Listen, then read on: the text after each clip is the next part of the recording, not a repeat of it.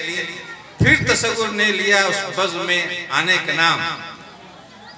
क्या बात, बहुत शुक्रिया, बहुत शुक्रिया।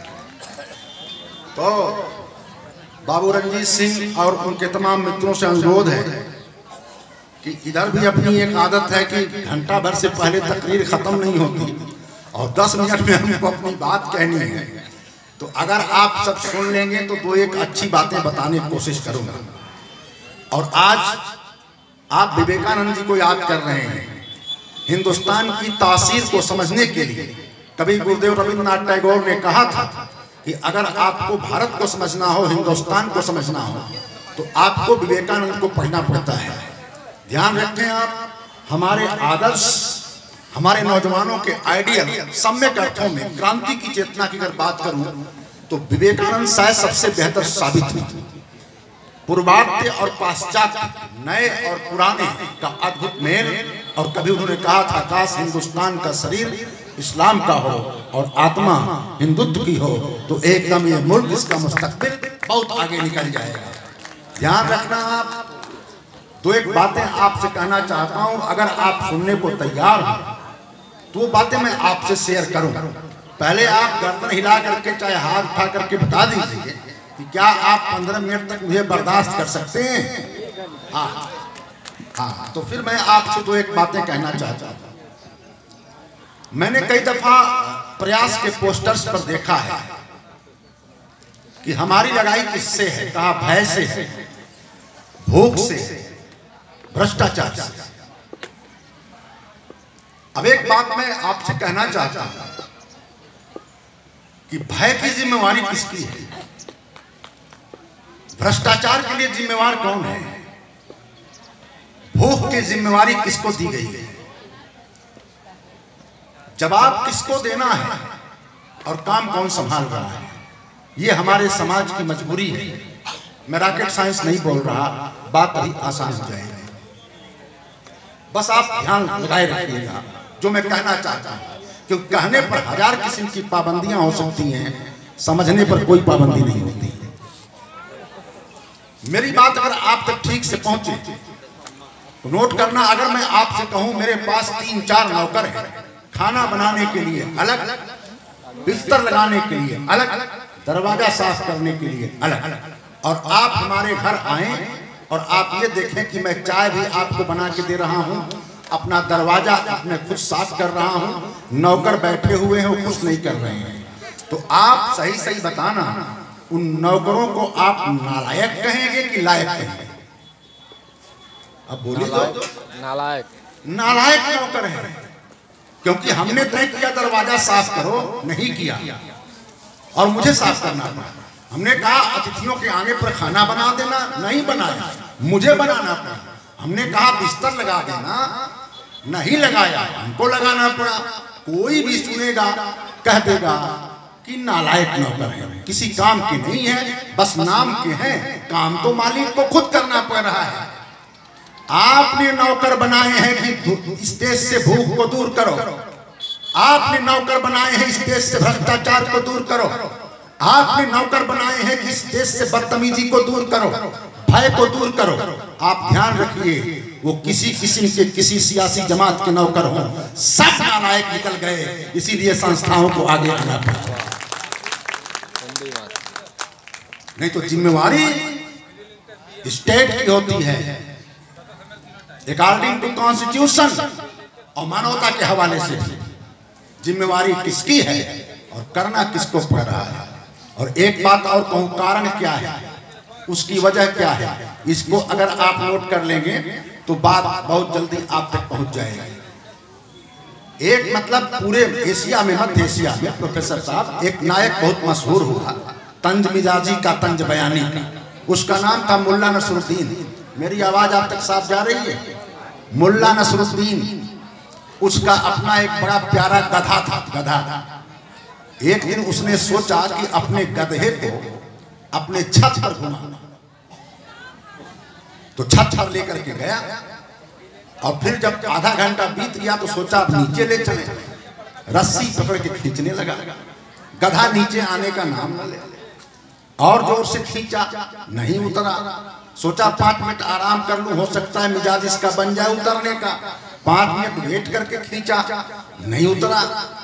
कुछ देर बाद अपने चारों खुरों से गधा छत को खोदने लगा। मुल्ला ने देखा ही तो पूरी छत गिरा देगा। अब मुल्ला ने उसकी रस्सी पकड़ करके तेजी से खींचा और गधे ने ऐसी दुलत्ती मारी कि मुल्ला नीचे आ गया और चुपचाप बैठ के देखने लगा। कुछ देर बाद छत के साथ गधा भी नीचे आ गया। मुल्ला के बारे में मशहूर था कि वो हर घटना से कुछ न कुछ सीखता था। मुल्ला का शागिर्द भाग करके आया और कहा कि उस्ताद, इस घटना से भी आपने कुछ सीखा? कहा सीखा, कम से कम 3 बातें तो सीखा। कहा क्या? कहा पहला, गधों को ऊंचाई पर नहीं पहुंचाना चाहिए। गधों को ऊंचाई पर नहीं पहुंचाना चाहिए, वो अपना नुकसान कर लेते हैं। और दूसरा, जो पहुंचाता है उसी को सबसे पहले दुलत्ती मारते हैं। और तीसरा, जिस ऊंचाई पर पहुंचते हैं उस ऊंचाई को भी बर्बाद करके छोड़ते हैं, वो मानते नहीं। मुझे जो कुछ कहना होगा, बहुत अच्छा लग रहा था। शकील भाई पढ़ रहे थे राम कथा के हवालों से, तमाम बात उन्होंने कहा। जटायु के किरदार की बात आई, अहिल्या के किरदार की बात आई, सेबरी के किरदार की बात आई। जाना था शकील भाई को, मुझे अच्छा लगता कि अगर वो थोड़ी देर सुन पाते, लेकिन होता है अपनी अपनी व्यस्तताएं। सेबरी की कहानी को पढ़ लेना आप। इतनी महिलाएं यहाँ पर बैठी हैं, आप एक बार पता करना सेबरी कितना पूजा करती थी, कितना पाठ करती थी, कितना अगरबत्ती जलाती थी, कितना देर नाक दबाती थी, कितना देर योगा। फर्जी वाला योगा नहीं, फर्जी वाला योगा नहीं कि हाथी पर पद्मासन लगाओ और उलट जाओ, है ना, वो योगा नहीं। एक मतलब योगानुशासनम, योग निरोधा, यम नियम आसन प्राणायाम प्रत्याहार धारणा ध्यान समाधि अष्टावंगान। योग का एक अपना प्रक्रम होता है जिसको पतंजल ने बहुत विस्तार से लिखा। खैर, ब्रांडिंग के जमाने में कब कौन सी चीज बाजारू बना दिया जाए कोई भरोसा नहीं है। लेकिन कितना योगा किया सेबरी ने, नहीं मिलेगा आपको। कितनी पूजा किया, कितनी अगरबत्ती जलाई, कई घंटे पाठ किया बैठ करके, नहीं मिलेगा। पता करना करती क्या थी आपको मालूम? मतंग ऋषि जो उनके गुरु थे, उनके छोटे शिष्य बटु जिनको कहते थे, वो गुरु जी को पूजा करने के लिए, गंगा का पानी लाने के लिए सवेरे 3:30-4 बजे उठ करके नदी तक जाते थे और उसके बाद पानी लेकर के आते थे, तब गुरु पूजा करता था। सेबरी ने देखा जंगल का रास्ता है, कांटे चुभ जाएंगे पांव में बच्चों के, तो लाओ वो 3:30-4 बजे जाते हैं, तो मैं 2:30-3 बजे उठ करके झाड़ू लगाता और 2:30-3 बजे उठ करके रात को, और सेबरी पूरे रास्ते को बुहारती थी। राम उससे जाके मिले। बाद में लोगों ने राम से पूछा, राम, साधना करने वाला साधक तुमसे जाकर के मिलता है, तपस्या करने वाला तपस्वी तुमसे जाके मिलता है, भजन करने वाला, भक्ति करने वाला भक्त तुमसे जाकर के मिलता है, ज्ञान की प्रक्रिया के माध्यम से ज्ञानी तुमसे जाके मिलता है, ये सब तुमसे जाके मिलते हैं और तुम सेबरी से जाके मिलते हो क्यों? राम ने गजब का जवाब दिया। कहा सुनो, जमाने को मैसेज देने के लिए। कहा कौन सा मैसेज राम? का तपस्या करने वाला तपस्वी मुझसे आके मिलता है, साधना करने वाला साधक मुझसे आके मिलता है, मगर जो सेबरी की तरह समाज के रास्ते के कांटों को साफ करता है, राम खुद उससे जाके मिलता है। यही तो राम का मतलब है। ईमानदारी के साथ देखना आप, इन्हीं कथानकों के माध्यम से हम वर्तमान निजाम को या किसी भी दौर के निजाम को आईना दिखा सकते हैं। हम हुकूमतों को, हम जिम्मेवार लोगों को। और मुझे जब सुनना तो कृपा करके सफाई बन के मत सुनना, बसपाई बन के मत सुनना, भजपाई बन के मत सुनना, क्योंकि वो लोग तो चाहते ही हैं कि जनता इन्हीं मामलों में तकसीम हो जाए ताकि हुकूमतें कायम रहें। मैंने अपने जेहन को गिरवी नहीं रखा है। समंदरों के सफर में हवा चलाता है, जहाज खुद नहीं चलता, खुदा चलाता है। और कुछ लोग पांव नहीं जेहन से अपाहिज हैं, उधर चलेंगे जिधर रहनुमा चलाता है। हमने अपने जेहन को गुलाम नहीं कर रखा है। चाहते तुम, एक शेर बढ़िया याद आ गया, सुन लो। चाहते तुम तो ये हालात बदल सकते थे, मेरे आंसू तेरी पलकों से निकल सकते थे, और तुम तो बस झील से ठहरे हुए बस हो पाए, दरिया बनते तो कहीं दूर निकल सकते थे। ठहराव मौत है, चलना जिंदगी है। उत्तिष्ठत् जाग्रत् प्राप्त वरा निबोधत्। नोट कर लेना आप। दो एक बात और कह करके बात को समाप्त करूंगा, क्योंकि प्रवचन का माहौल नहीं है और प्रवचन का ये फॉर्मेट भी नहीं है। गुफ्तगू एक है और उसी गुफ्तगू अच्छा कभी कभी होता ही है कि हम लोग हैं वक्ता, जिंदगी भर बोलना पड़ा प्रोफेसर साहब, और इधर लग गया लॉकडाउन, साल भर कहीं बोलने का मौका नहीं मिला।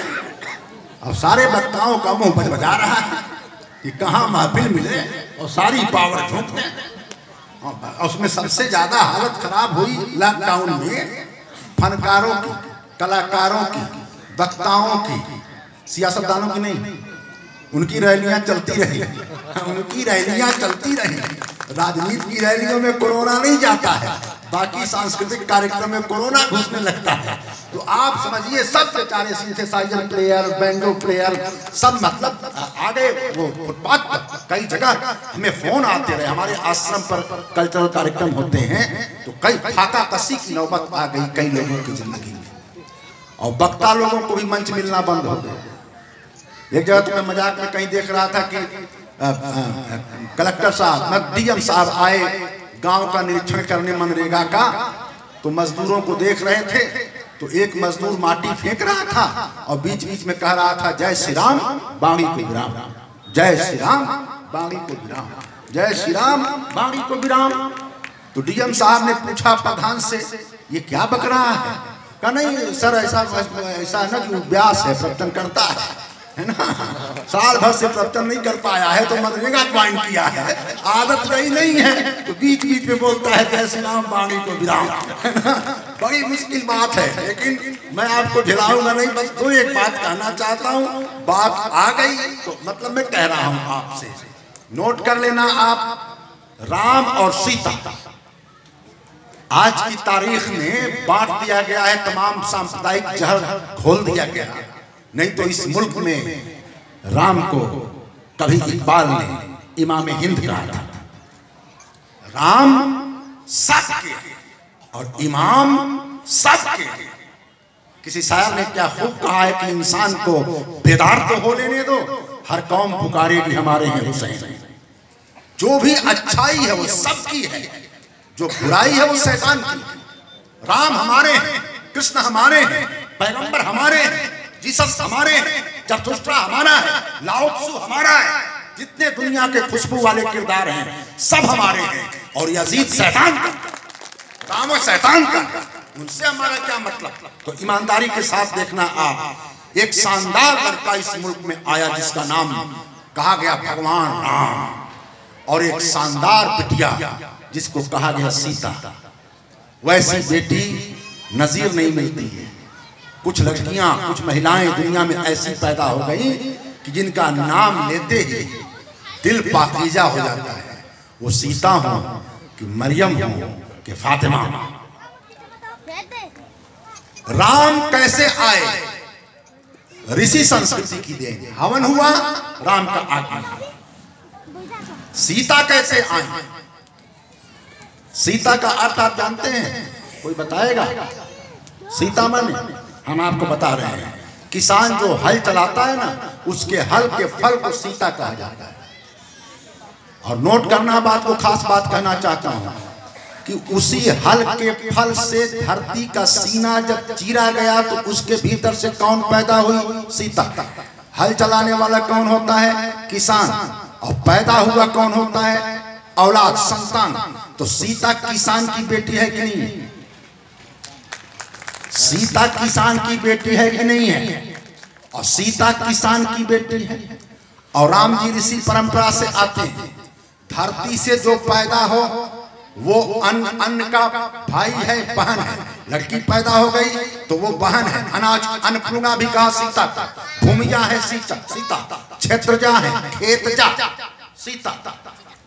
सीता किसान की पैदाइश, और किसान की पैदाइश के ऊपर नजर किसकी है? किसने हरण किया उसका? कारपोरेट सोने के महलों वालों ने। कि किस तरीके से किसान के खेत की पैदाइश सीता पर हम कब्जा कर लें।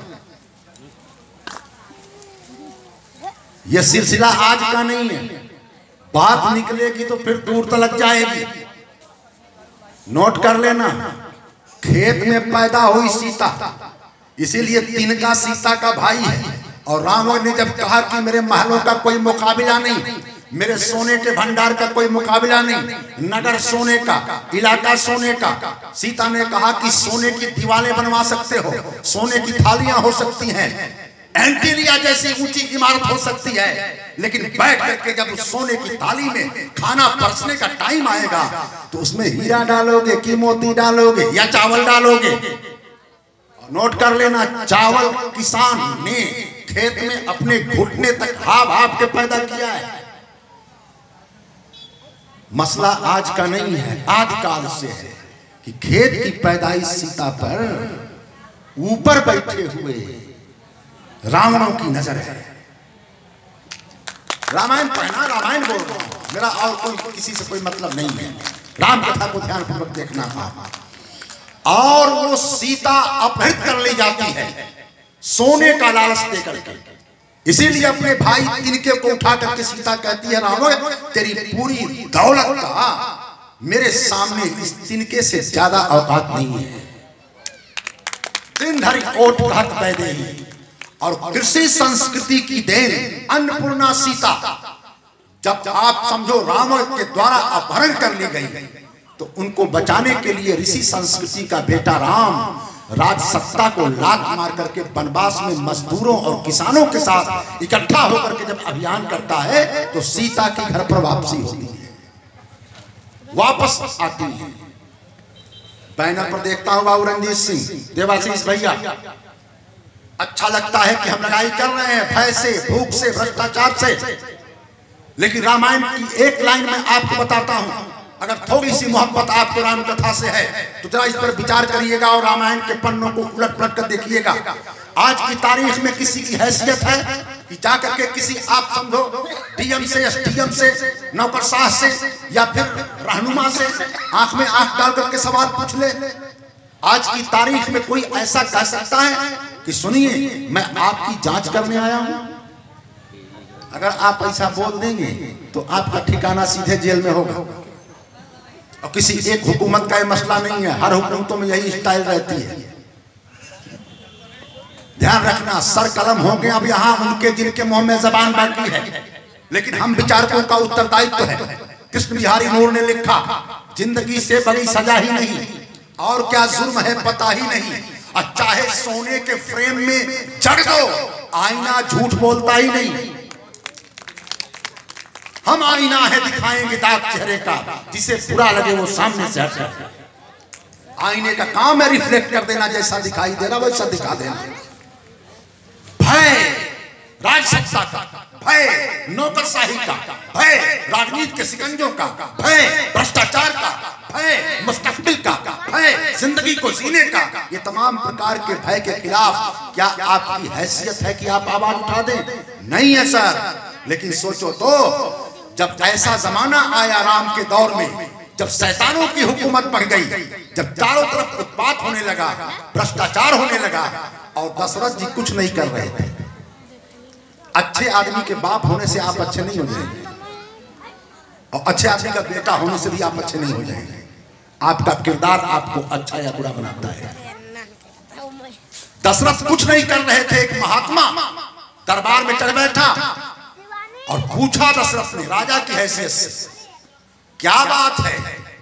और वहां पर विश्वामित्र कहते हैं एक ऐसी लाइन, उस लाइन को पढ़ लेना, अपने पास नहीं बोल रहा। विश्वामित्र ने कहा कि राजा साहब मैं जांच कमेटी हूं बतौर सिटीजन और आपकी जांच करने के लिए आया हूं। का मतलब चौपाई बता दे रहा हूं, खोज लेना आप। कहा असुर समूह सतावहि मोहि, मैं जांचन आया हूं, मैं तुम्हारी जांच करने के लिए आया हुआ हूं। अनुज समेत देहु रघुनाथा, भाई के साथ राम को सौंपो, छोटे भाई के साथ। अनिशिचर बध में होब सना था, जब राक्षसों का वध हो जाएगा तब मैं सनाथ हो जाऊंगा। इसका मतलब दशरथ के होते हुए भी विश्वामित्र और जनता अपने आप को अनाथ समझ रही थी। जब तक उनका खात्मा नहीं होगा तब तक हम सनाथ नहीं होंगे। नोट कर लेना कि ये भय, भूख, भ्रष्टाचार, ये जितने मुद्दे हैं असल में इनके लिए हमने नौकर रखे, इनके लिए हमने चाकर रखे। लेकिन ऊंचाइयों पर पहुंच जाने के बाद जिस तरीके से गधे ने पूरे छत को तोड़ दिया और अपने मालिक को भी लात मार दिया, सियासत का मिजाज इसी किस्म का होता है। इसलिए नागरिकों को आगे बढ़ करके इस किस्म की जिम्मेवारियों को अपने सर पर उठाना चाहिए और प्रयास जैसी संस्थाओं को मजबूत करते हुए, क्योंकि सबते सेवक धर्म कठोरा। याद रखना, हर प्रकार की चीज आसान है, लेकिन जनता की सेवा करना, दीन दुखियों की मदद करना, परोपकार करना, ये आसान नहीं होता। कबीर से पूछा गया करते क्या हो? कहा मेरे साथ चलना आसान नहीं है। कबीरा खड़ा बाजार में लिए लुआठा हाथ और जो घर फूके आपना चले हमारे साथ। आसान नहीं होता है समाज सेवा की राह पर चलना। बहुत कुछ सुनना पड़ता है, बहुत कुछ कुर्बान करना पड़ता है, बहुत से कमेंट सुनने पड़ते हैं। कोई भी मुंह उठा के बोल देगा कि गांधी बन रहा है, कोई भी कह देगा कि बड़का क्रांतिकारी बने हुए हैं। लेकिन ऐसे में घबराना नहीं होता है। अपने अभियान पर, जिसको कहा विवेकानंद जी ने कि उठो, जागो और तब तक मत रुको जब तक कि तुम्हारा लक्ष्य तुमको प्राप्त ना हो जाए। उत्तिष्ठत् जाग्रत प्राप्त वरानि बोधत्, चरैवेद चरैवेद चरैवेद। चलते रहो, चलते रहो, चलते रहो, क्योंकि ठहरना मौत है और चलते रहना ही जिंदगी है। ये जिंदगी के इंतजामात हैं, ये जिंदगी के फलसफे हैं, ये आपके भीतर की जिंदगी को जिंदा करने का प्रयास है। जिसको राजेश रेड्डी ने कहा था कि किसी दिन जिंदगानी में करिश्मा क्यों नहीं होता, मैं हर दिन जाग तो जाता हूँ, जिंदा क्यों नहीं। हम मरे हुए लोगों में तब्दील होते जा रहे हैं। हमारी चेतना, आप समझो, कभी कहा था तुलसीदास बाबा ने कि केवल चलने फिरने का नाम जिंदगी नहीं है, लाश की तरफ भटकना कोई जीवन नहीं है। अगर आप समाज के लिए कुछ कर नहीं रहे हैं तो आप जिंदा नहीं हैं।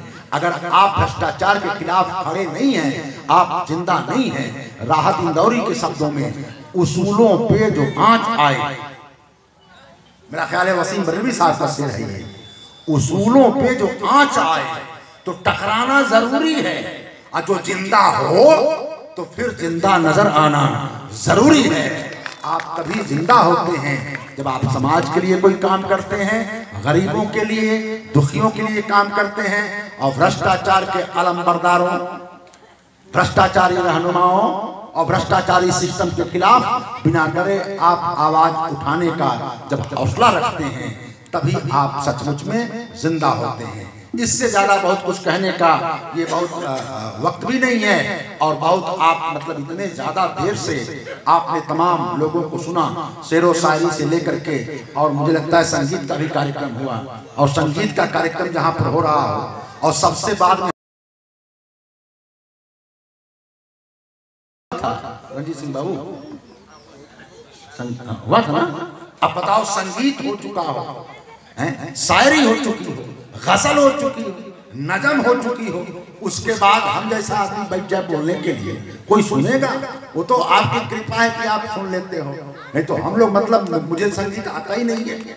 हमारे वहाँ एक आदमी पहले, प्रोफेसर साहब बहुत पहले गाँव में ड्रामा पार्टियां आती थी, तो उसमें एक हारमोनियम होती थी जो पैर से उसका भाती चलाया जाता था और दोनों हाथों से बजाया जाता था, दोनों हाथों से।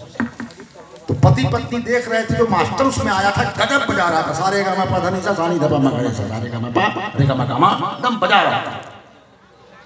तो पत्नी ने कहा कि आप भी बजा लेते हैं अपने पति से? उसने कहा हाँ हाँ, क्यों नहीं बजा लेता। कहा हारमोनियम खरीद के लाइए, बजाइए। वो गया, खरीद के लाया और बजाना शुरू किया। एक ही पत्ती पकड़ा, पो पो 15 मिनट पो पो किया। तो पत्नी ने कहा कि अजी आप तो मतलब 15 मिनट से पो पो किए हुए, वो तो यहाँ से वहाँ, वहाँ से यहाँ हाथ चलाता था। अरे वो जो पत्तियाँ खोज रहा था वो मैं पा गया। वो अभी खोज रहा था, वो ट्रेनिंग में था, मैं उसको पा गया, है ना। तो अब मतलब लाज बचाने के लिए कुछ तो बोलना पड़ेगा, लेकिन ध्यान रखना संगीतकारों, कलाकारों, फनकारों, शायरों की बात बोलना आसान नहीं होता है। वो तो आप मतलब रूखी सूखी जबान में दुनिया की किसी कवि ने आज तक ये नहीं कहा है कि कौवा मीठा बोलता है, किसी ने नहीं कहा, केवल तुलसी ने कहा है। मधुर वचन बोले तब कहा, केवल तुलसी ने कहा है, न वाग्वट ने, न कीट्स ने, न किसी ने जितने कवियों का नाम ले लो, किसी ने ये नहीं कहा कि कौवा मीठा बोलता है। कभी सुना है? तुलसी ने कहा है। तो तुलसीदास से पूछा, काकभुसुंडी कौवा थे, और कहा मधुर वचन बोले तब कहा। लोगों ने तुलसी से पूछा कि वो मधुर वचन कौवा बोलता है, कहा जा करके पूछो क्यों इतना मधुर लग रहा है। काकभुसुंडी से पूछा कि आप तो कौवा हैं, आवाज इतनी मधुर क्यों है? कहा आवाज नहीं मधुर है, मैं तो कौवा हूं, लेकिन जिसकी कथा कह रहा हूं वो इतना प्यारा है कि उसके चलते मेरी वाणी में जान आ गया है, वरना मेरी वाणी में कुछ नहीं है। उसका चूंकि मैं गुणगान कर रहा हूं, इसलिए सबको है। तो मेरा तो किसी ने कौवे से पूछा कि शादी क्यों नहीं कर लेते, तो कौवा बोला कि अभी बिना ब्याह की जिंदगी में इतना काँव है ना, बिना विवाह के इतना काँव है, तो अलग से शादी क्या करें। तो सोचो आप, लेकिन इस आवाज को भी आप सुन लेते हो आखिर में बैठ करके, तब तक कि आपको तमाम कार्यक्रम के बाद जाना है। तो इसके लिए मैं बहुत बहुत शुक्रगुजार हूँ, और आपकी इसी मोहब्बत के नाते भाग करके आ जाता हूँ, चाहे जिस हालात में हूँ। लंबी होती रहेगी, और खूब जोर से एक बार बोलिए, बोलो भारत माता की, भारत माता की। बहुत बहुत आप सबका अभिनंदन, धन्यवाद।